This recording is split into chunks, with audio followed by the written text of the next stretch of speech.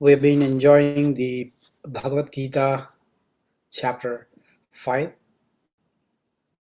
Before we look at the rest of the verses today, let's take a pause and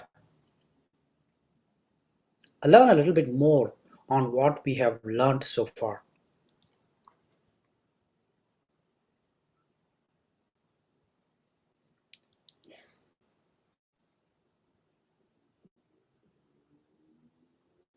We we think that this existence in this world is just all about carrying this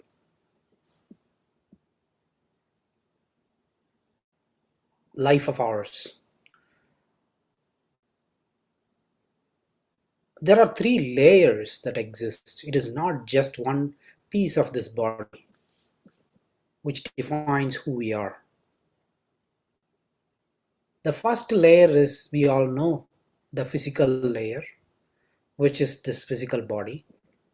The second layer is the mental layer, which constitutes the mind and the emotions, feelings that go with it. And the last layer is the spiritual layer, which is untouched, but still that exists. So every one of us exists in this three layers. Whether we accept it, whether we like it, whether we know it, doesn't matter. Our existence is threefold. It's not just one fold. But most of us live our life mostly in one or the other layers, not in all three layers together. For example, many people would just settle themselves in the physical layer. They'll be happy with all the happiness, pleasures that this body generates in this world, in terms of visions, music, taste, body pleasures, smell. And most people are happy at that level, the physical level. And we run to make sure that we get food, feed this body, take care of it, because that is purely driven by the belief that all that exists is only this body.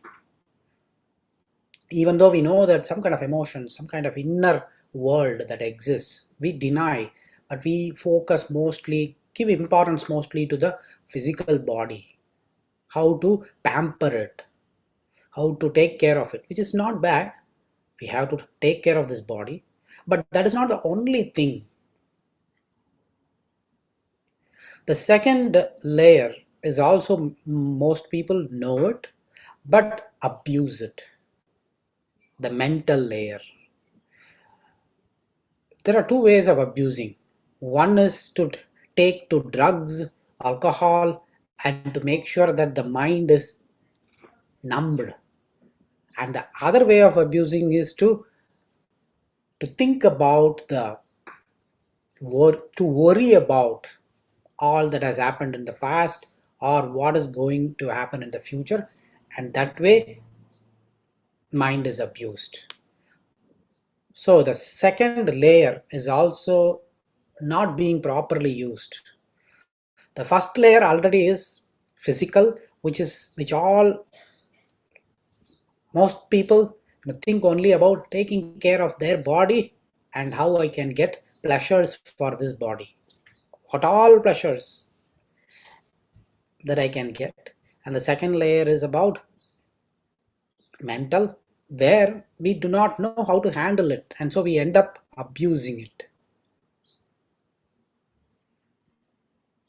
Either yielding to the demands of the mind or by just numbing it, or by just letting it drift in the path of worries. And beyond these two layers, we do not know who we are, what we are, and whether we really do exist at the third level. There is a question, doubt. And people talk about spiritual existence deeper, but that is something that we do not believe in, or that attachment or the strong feeling hasn't yet arrived, descended in our minds. It is hard to believe that such a third layer even exists because we are not able to appreciate it. But we are ready to, at least willing, most people are willing to accept that there is something called mind because we are experiencing it.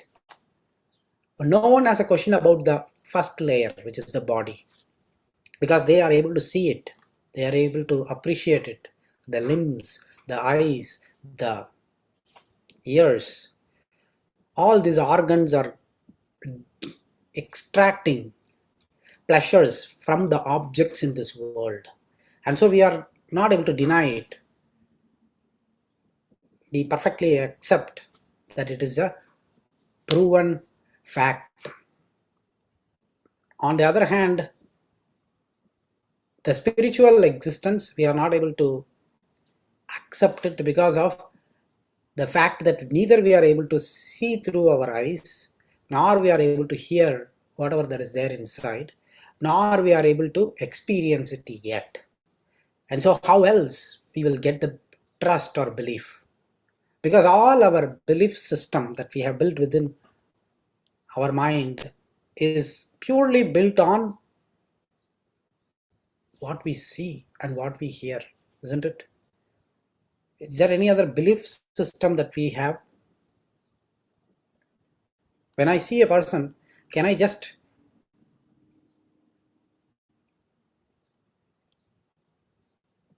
accept that person as is, just as stranger? The moment what I see, how he looks or she looks, what they say, will create some trust or mistrust inside me. That is how our whole mind operates.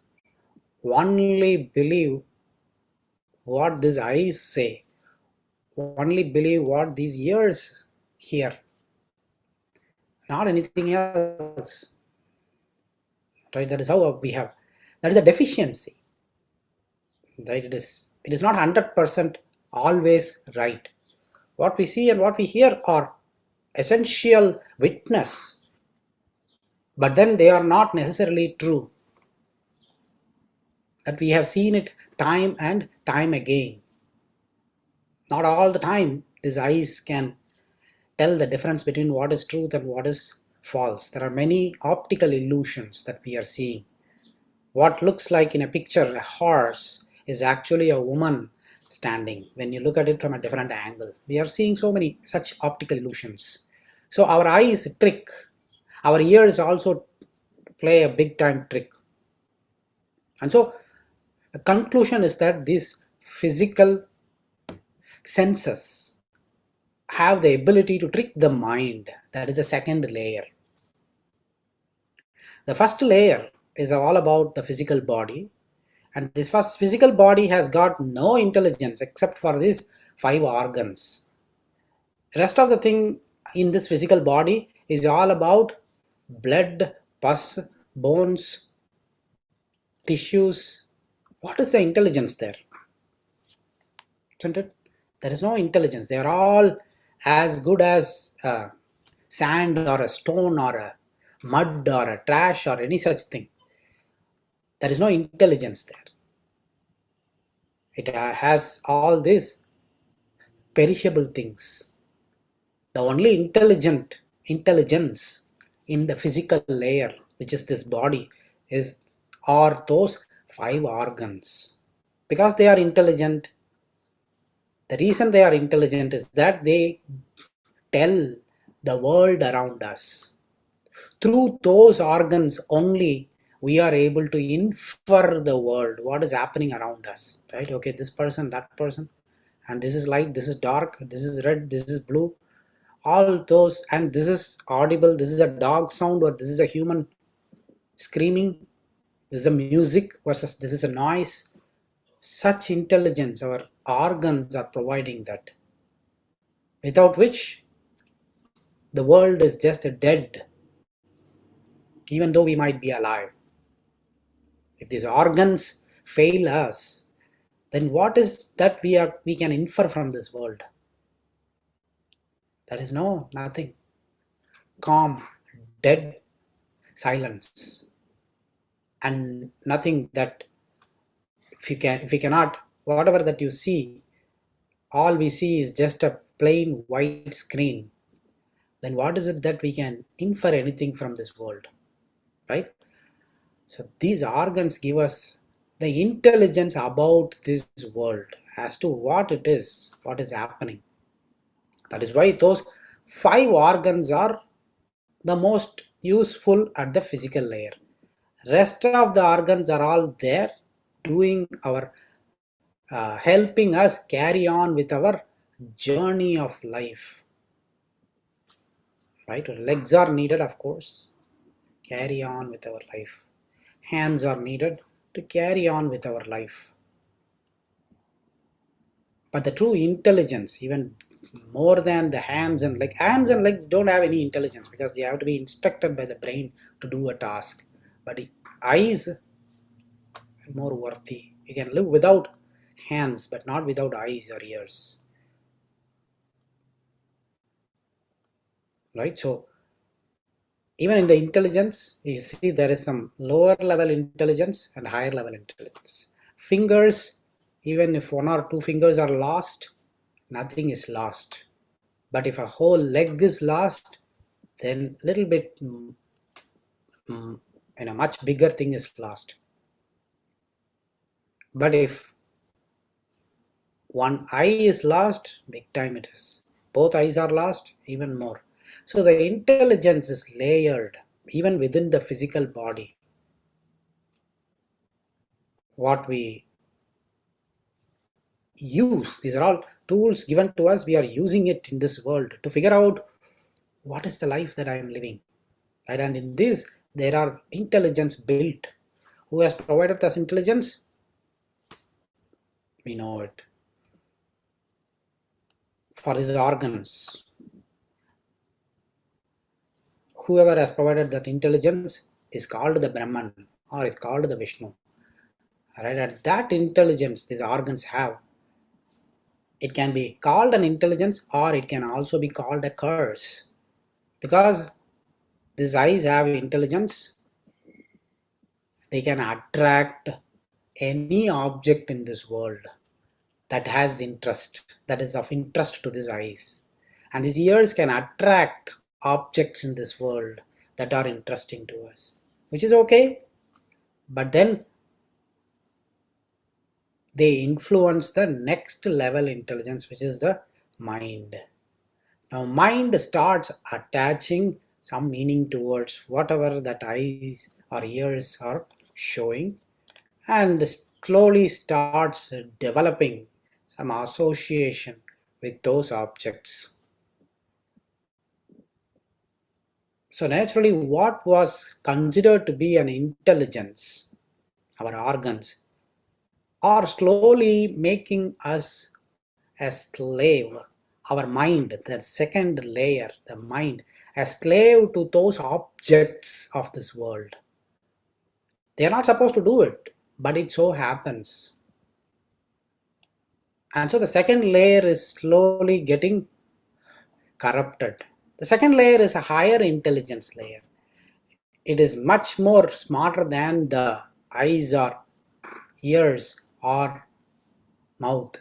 The reason mind is more stronger or powerful than these physical organs is that mind has the ability to put them all together.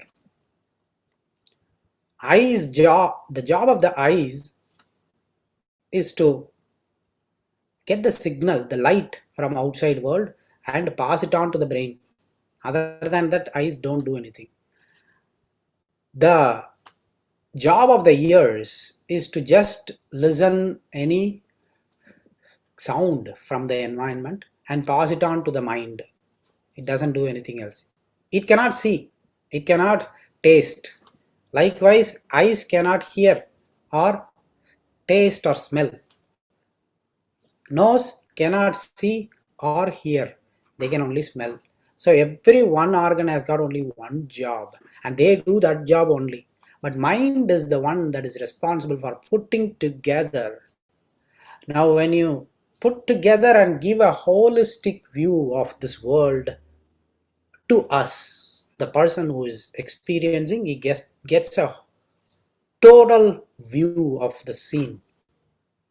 For example, if somebody prepares a nice vegetable biryani, let's say, and they bring it in a platter, nicely decorated, eyes see it, the smell, nose gets the smell, passes it on to the brain. And so the ambience gives, the mind puts them together and then gives the experience to that person. Right? So that is why mind is much more intelligent. Not only that, if eyes are seeing something that is passed on to the mind, mind takes a decision there, whether it is right or not. If something is unworthy, then mind decides, let's not see that. If few things are unworthy of hearing, let's not listen to that. Mind takes that decision. It's not the ears that take the decision, but mind does it. That is why mental plane, the second layer, is powerful. These are all given to us. These intelligence are all given to us in a layered fashion, so that we can use in a proper way, consciously, and live the life that is given to us, gifted to us, I should say.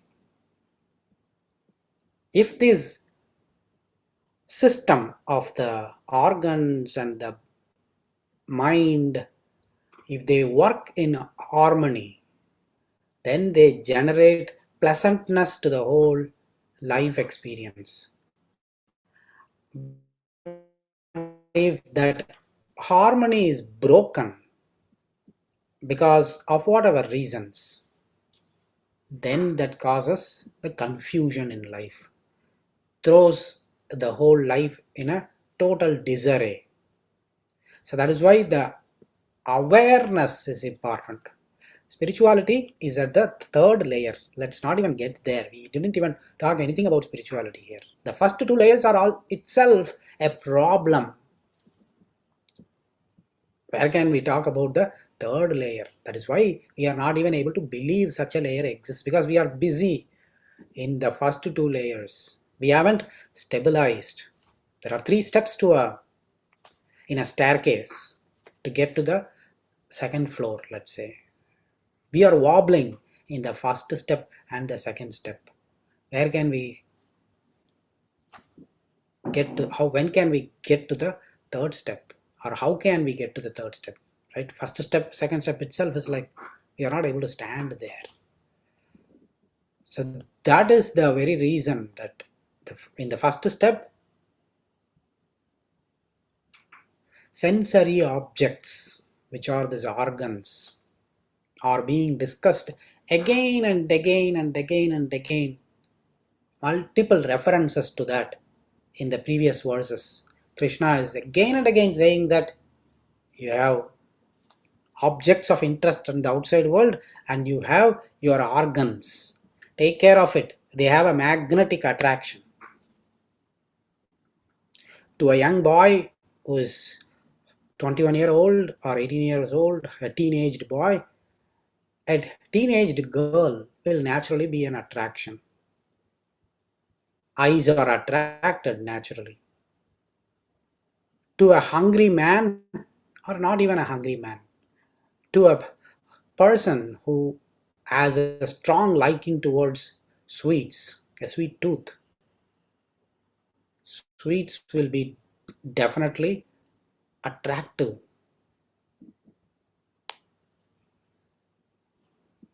To a person who is attached to gold or jewelry, any display of gold and jewelry will be an attraction. So there are objects in this world, and there are organs in our body where there is a perfect match, and they do their job. Organs do their job. But Krishna is now saying that you do not participate in it. Pull back those organs, because this body itself is created that way.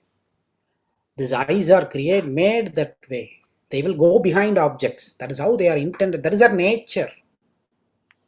We cannot stop the nature. If you have a magnet, and if I hold a pin here, naturally the pin, if I drop the pin will go and get stuck to the magnet. That is the nature. Likewise, if we just let go of these organs, they will go behind the objects in this world. There is no surprise in that. It is the nature. If you put a seed in the ground, it will grow up to be a plant. That is nature. If it is a nice flowery plant, then it's going to bloom flowers after a few days. That is nature. Likewise, your organs going behind the objects in this world is also nature. But as a person who is sitting inside this body, you are not the one who is going behind that, but your organs have the nature to go behind it. You have the control to hold the leash on these organs so that they don't go behind those objects. That is the point. No matter howsoever, how many times it is repeated, how many ever times we listen to, still our mind cannot accept it and will not put it into practice. That has to be repeated again and again, again and again, again and again. Bhagavad Gita is not just read once and live your happy life forever. It has to be read again and again and again and again and again and again and again in multiple angles.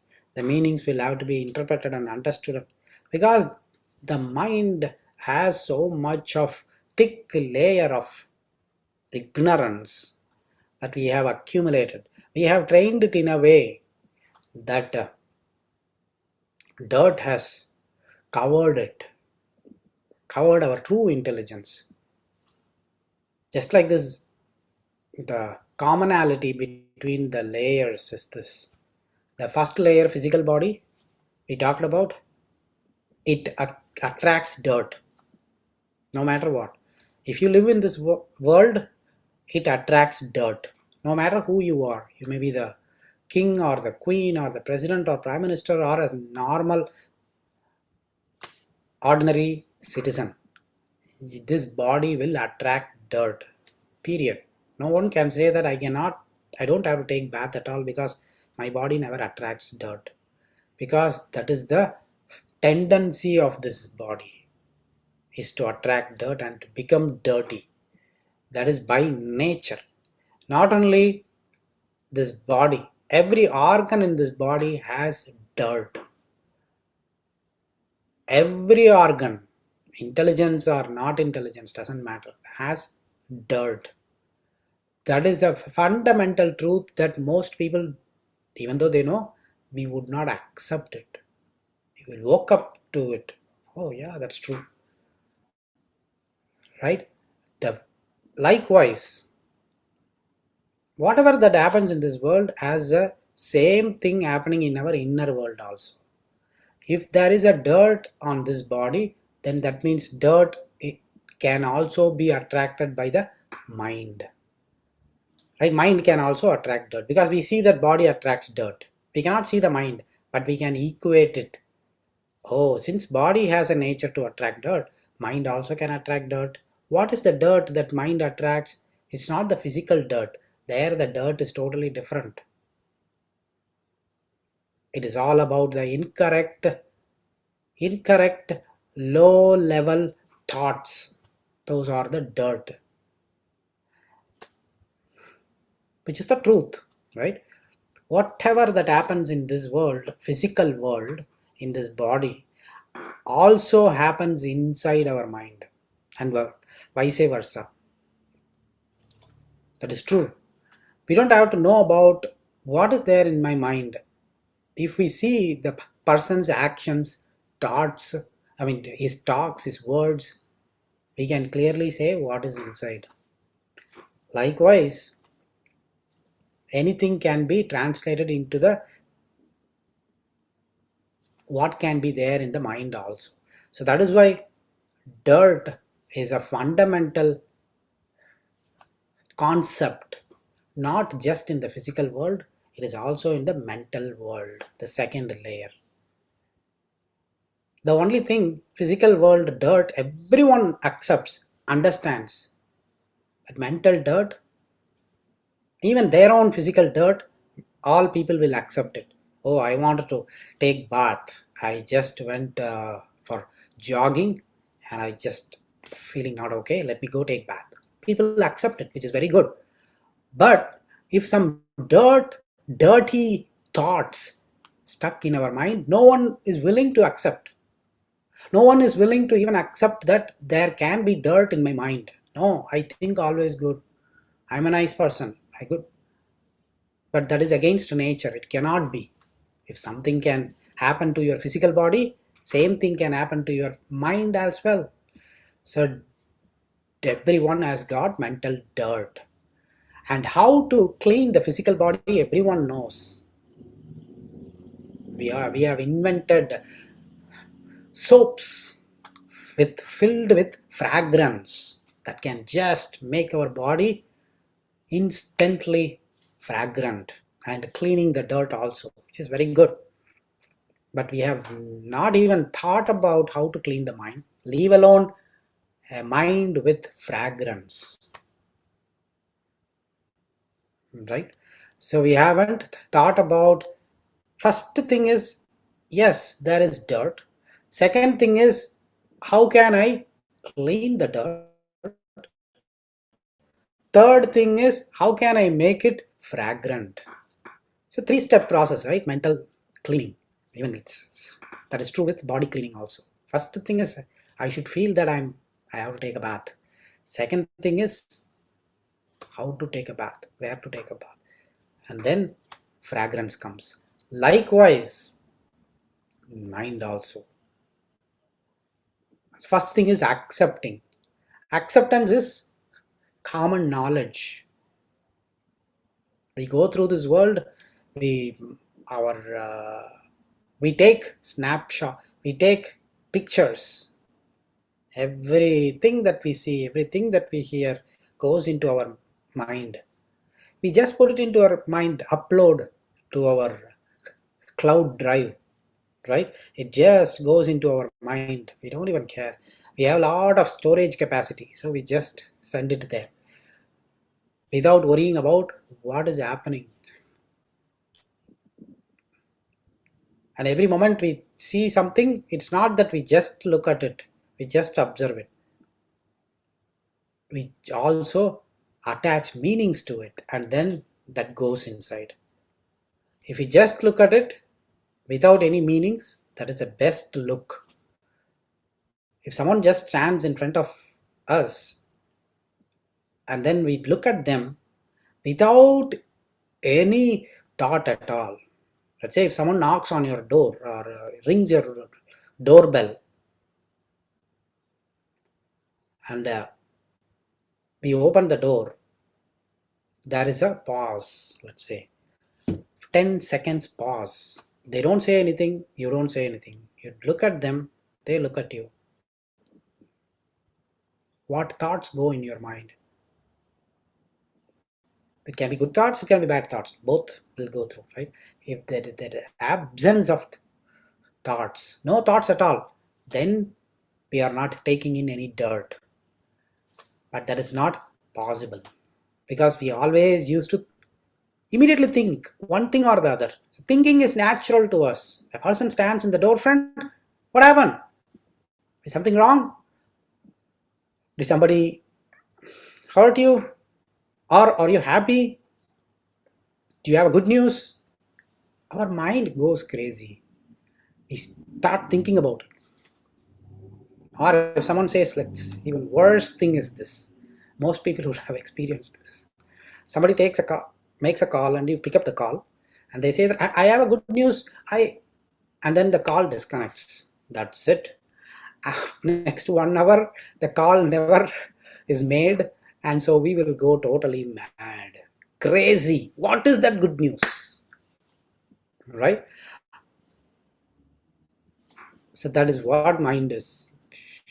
It goes out of control. It starts thinking, imagining, assuming. Okay, maybe they bought a house, or maybe this they bought a jackpot, or maybe this, maybe that. It never says that, okay, if there is a good news, it's a good news. Let them get back with the news. Let me continue with my work. How many of us are able to do that? That the control is not there, then that means the dirt is there. Right? The moment we are uncontrollably triggering our thoughts within, then that mind is out of control. So, an entire Bhagavad Gita is all about stabilizing the first two planes. If we take charge of this two levels of our existence, we have three levels of existence. Third level of existence is the goal. But first two levels we need to take charge. Otherwise, how can we experience the third level at all? Right? Right now, even these concepts in Bhagavad Gita, the every verse, the meaning, we are not able to grasp 100% of it. I'm sure. And even if we had grasped, it's not staying with us for longer. That day probably we will just think about it, and then the moment we get on to the next job, gone. The meaning evaporates just like a heating water, just like that it evaporates. Leave alone applying it in life. If it doesn't stays in mind, it never gets applied. Right? Again, that is the very nature of the mind. If you talk about mind will not listen. You're talking about me, you're thinking about me, no. Forget it. That's why meditation is also a tough thing. Mind is willing to think about 100,000 things about this world or people, but not about itself. If you focus the attention right on your talk, few people, if you have observed, they will talk about all people in this world, everyone in this world. The moment you stop them and say that we have talked enough about everyone else, let's talk about you. What's happening with you these days? That's it. The moment the spotlight is turned on them, they are off. No, that is going on. They are not willing to reveal what is happening in their life, but people are willing to talk about others. Same thing is true with mind. Mind is willing to talk and discuss and analyze about everything in this world, everyone in this world, but not about itself. The moment you say, what kind of dirty thoughts that you are entertaining, stop it, mind. I don't want you to do this. Do not think wrong about that person or this person. You do have hundreds of things that are incorrect. Let's focus on you. The moment you say that, mind will not like you. That is why we are not engaging with it, because mind rejects that idea. We also are not participating in such kind of retrospection. Retrospection is something that you go back and reflect upon your own actions or thoughts that you have done in the past one day, or 1 week, or 1 month, or 1 year. We don't want to, few people I've observed, they don't want to go back in life, which is, they, when you reason out, people would be happy to say, no, I don't want, what has happened. I want to focus on the, the present, which is good, which is good. No one says it. No one says it is not correct. But have we learned the lessons from the past? Past are for a reason. The history, whatever that we life that we have lived in the past, that past meaning yesterday or day before yesterday or last week, the reason that it stays in our memory is for a reason. Is for, so that we learn lessons from it. Oh, so if I did it that way, this happened. So I should avoid doing this. It is for ourselves to correct the mistakes and improve our own mental health. Right? That is why introspection is necessary. So how are we? That is where the Bhagavad Gita is oriented towards. It starts with the worries of Arjuna. Arjuna was dejected, depressed, he was down, and for a good reason though. But a worry is a worry, because mind doesn't know anything about good or bad. It's upset, right? There is no language to it unless you attach to it. It's depressed. So at times we won't be able to express why we are unhappy or sad, but we will be sad. So likewise, the language is not known. We are upset. So it starts with that emotion. And then Krishna described how Arjuna's physical layer is also hurt. He was not able to hold on to his bow and arrow. It slipped off his hands and his eyes were burning.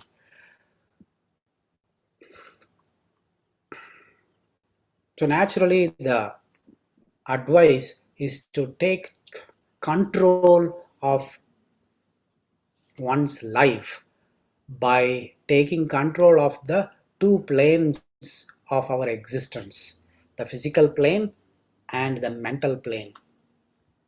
Physical plane, primary organs are the organs of experience from this world. Those are deceitful. Those are not to be 100% trusted.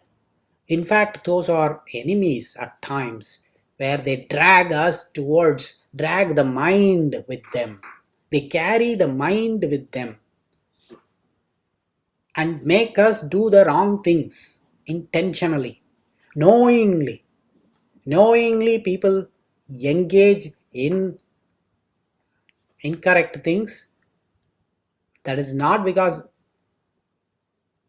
of, from the spiritual point of view, purely that action is caused by the sensory organs. They are dragging the mind and making the person do it. To some extent, if you had observed, uh, young people used to play, where they said they used to beat, they used to just play with each other, and one boy or girl used to slap the other person. And when you ask, why did you hit? I didn't do it. This hand just did it. Spirituality is mostly about that. You didn't. Spirituality will absolve. Spirituality will set that person free. Spirituality will say always that that body and the person, that individual, are different. The body did it. The body has a nature to do it. That is why it did it. So that's why in the spiritual court, the chief justice is always Mahalakshmi. Mahalakshmi never punishes anyone.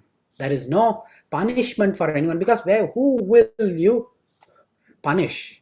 The person, who we call that person, is not just one fold, but that person is threefold. One is the body, and the other one is the mind, and the other one is the Atman. But the actual individual is the Atman. So Mahalakshmi would look at only at the Atman because this mind and body are not trustworthy. They are just unintelligent objects. They have just some kind of fake intelligence. And Mahalakshmi ignores that as part of a witness or a proof. And Mahalakshmi cannot do anything to this Atman because Atman has not engaged himself or herself into any of the actions. All the actions were performed by this body and the mind. So she ends up not punishing anyone. That is why the kindness is associated with Mahalakshmi. Mahalakshmi is so kind because it is not that she is putting up with all the papams that people do, but she looks at the papam in a totally different way. Whoever who does a mistake, she doesn't see it as one person did it. She sees it as three people did it. The three layers. The physical layer, body did it, mind did it, Atman did it. Now body and mind, I don't even care. That is why she is meant to be kind, where she ignores all the sins performed by people. And an example for that is when Sita was held captive in Sri Lanka by the Ravana, the evil Ravana. Finally, when when Hanuman crossed the ocean and reached Sri Lanka, he meets Sita Devi and he shows the identification ring and makes Sita happy. And finally, when all the conversation was over uh, between Hanuman and Sita, Hanuman asks Sita, Sita Mata, just tell me a word. Yes, I will go crush all these Asura women who have been torturing you. But Sita says, no. What did they do? They didn't do anything. They all acted at the behest of Ravana. That is the only sin they did. But otherwise, they are faultless. Do not harm them. That is how she sees, looks at it. And that is the mentality that we will have to develop also. That is a mindset.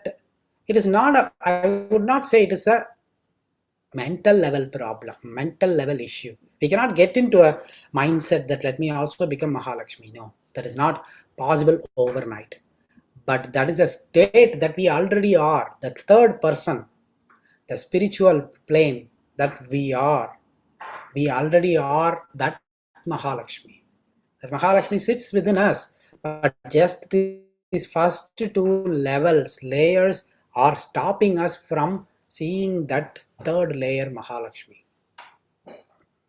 And we are more interested to listen to our mind. What does it have to say? It has a lot of stories to tell. We are listening to it and acting upon it. We are immediately listening to what our mind says, but mind totally lies, body totally lies.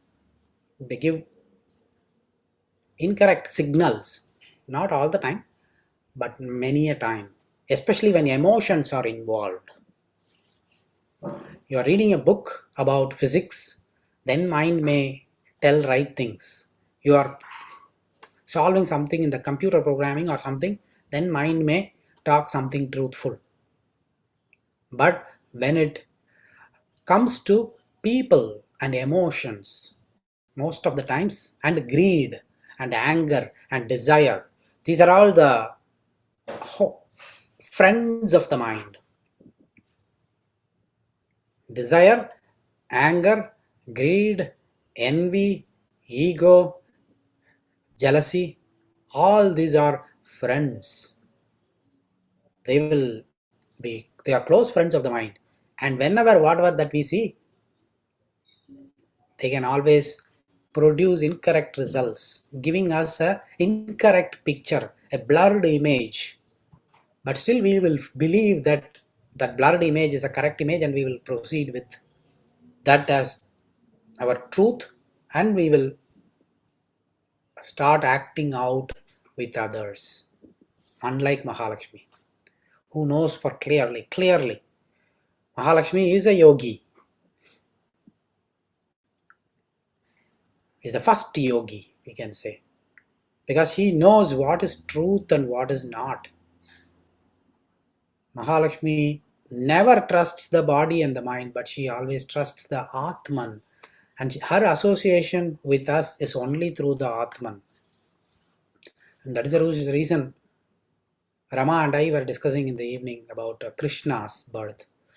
People talk all, uh, people ignore all the avatars of Vishnu, and they will choose only the Krishna avatar, and they will say that, okay, Krishna avatar, he just roamed around, he had lot of gopis going behind him. So let me also be like that. And if somebody asks them, oh, I'm like Krishna, he also was there. They ignored all the good aspect of it, and they take only the wrong aspect of, not the wrong aspect, there is nothing like wrong aspect of Krishna, but they do not understand the true meaning of it. When Krishna engaged with the gopis, it was nothing to do with the first layer, physical layer, or with the mental layer. It was with the soul connection. Third layer is total Atman. That is a pure, that doesn't have anybody, any mind there. That is the affection or attraction that he has with us also. It's not just with the gopis. Gopis are just for the story. Every one of us is a gopi, gopika. If you consider Krishna, I am a gopi, you are a gopi. There is nothing like a, for an Atman, there is nothing like a male or female. Male and female are over, even in the first layer itself. Even in the second layer, mental layer, if I give a brain, there is nothing like a male brain, female brain, mind at least. Right? So, first layer itself, that is over. So these are the reasons that, we have been repeatedly looking at the desires. Whenever I say about the, most of the teachings are with the first layer and second layer. We cannot escape it, and we will have to do the cleansing of both of this. And both these layers are filled with dirt. It's not just the physical dirt in the first layer. In the first layer, it is not only the physical dirt. Physical dirt, you take bath, it can be cleaned. But there is another dirt also that needs to be fixed, which is eyes cannot go and see whatever it wanted to see. Right now it is watching or seeing things that are unworthy. Ears are doing their job that are unworthy. That is also a dirt, right? So that we'll have to stay away from it. How can we do that?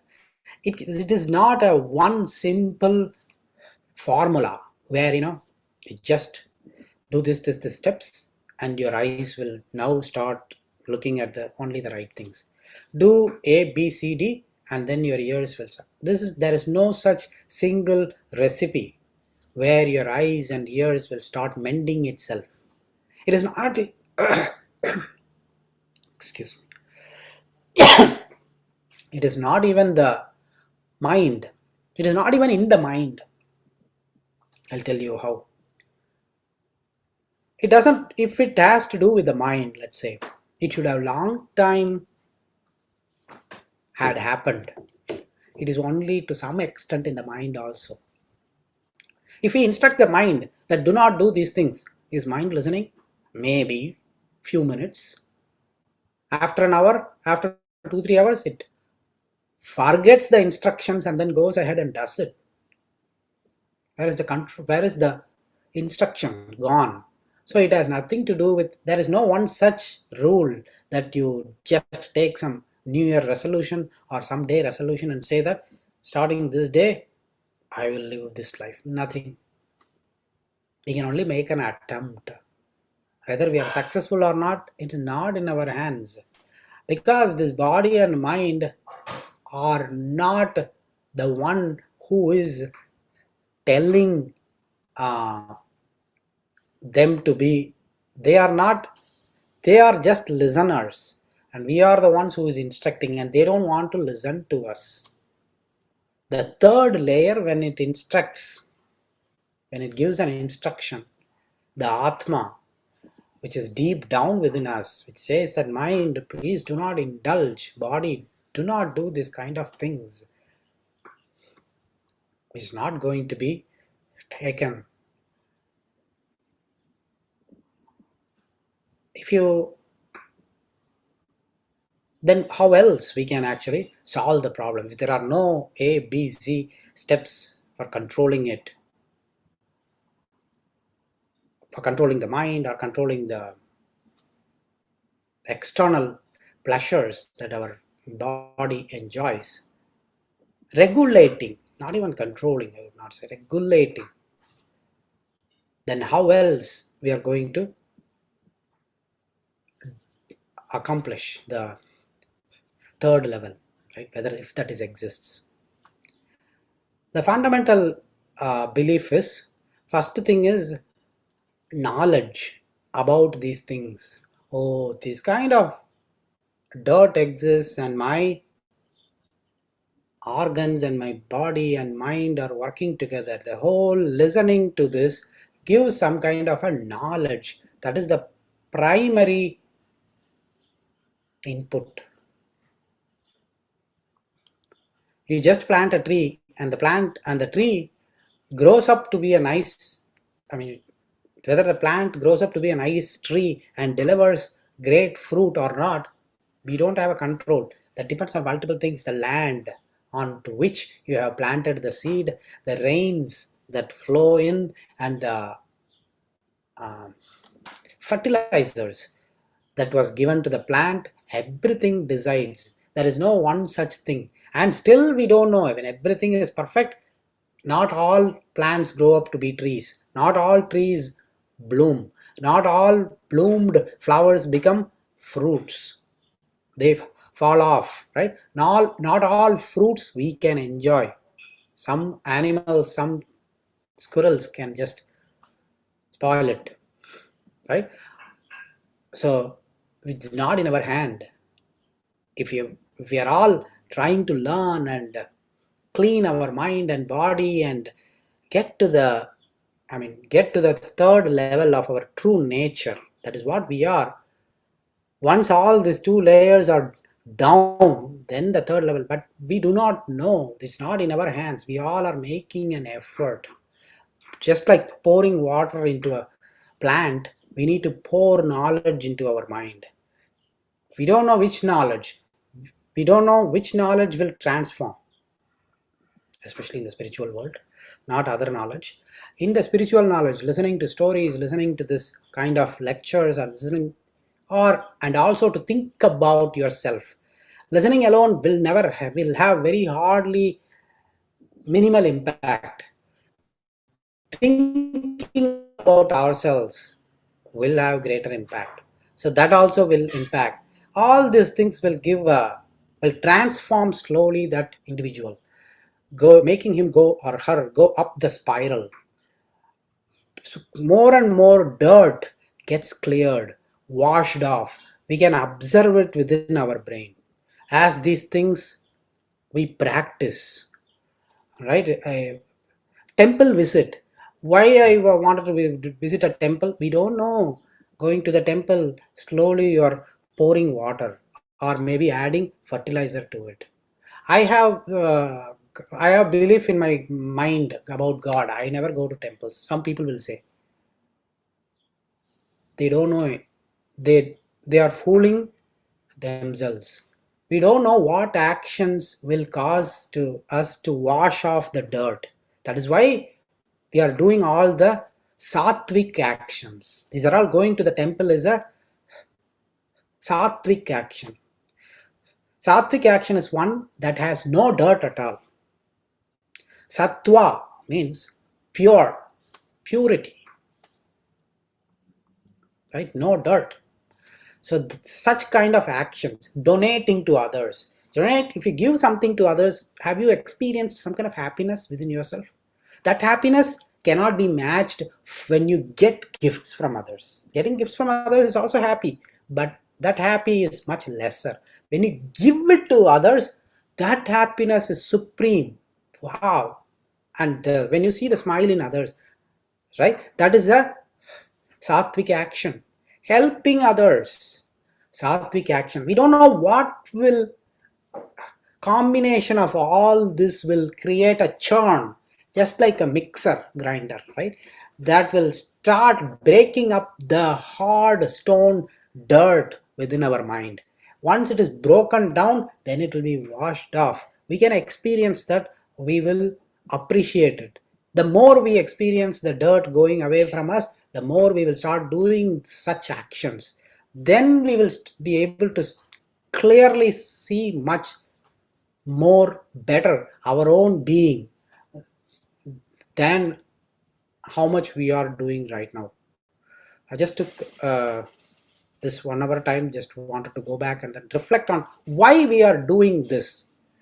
Why are we listening to Bhagavad Gita? Why should anyone, for that matter, read Bhagavad Gita in life, right? That is why I took this time to bring that focus attention, because I could see that as we are going along, learning words by words, we are losing that goal in the mind.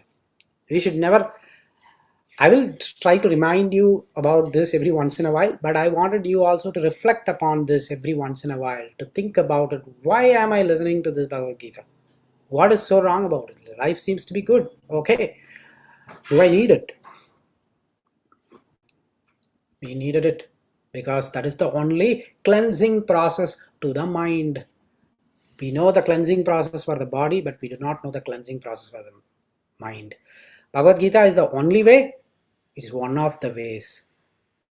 Other than that, we should engage ourselves in a lot of actions that are pure actions. That is the Karma Yoga, or also called Sattvic actions.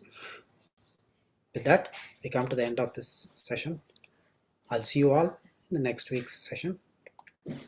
Shriyah Kantaya Kalyana Nidaye Nidayettinam Shri Venkata Nivasaya Srinivasaya Mangalam.